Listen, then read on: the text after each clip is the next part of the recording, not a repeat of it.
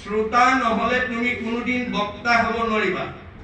আনৰ ভাল কথা শুনা যাৰ ধৈৰ্য নাই সি আনক ভাল কথা কোৱাৰ যোগ্যতা অৰ্জন কৰিব নোৱাৰে।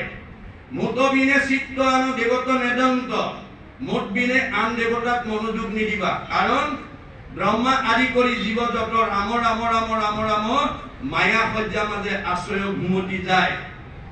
আপুনি মইনো কোন? সৃষ্টিকৰ্তা ব্ৰহ্মা, সংহাৰকৰ্তা শিৱকে প্ৰমুখ্য কৰি ৩৩ কোটি দেৱতা ভগৱানৰ মায়াত বন্দী হৈ আছে। তেওঁলোক নিজেই আন্ধাৰত আছে, অজ্ঞানতাত আছে।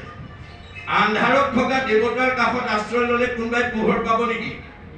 আন্ধাৰত বহি থকা মানুহ এজনৰ কাষত কোনোবা বহিলে পোহৰ পাব নেকি?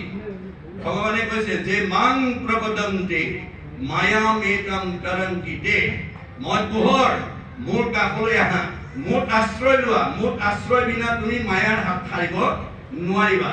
সেইকাৰণে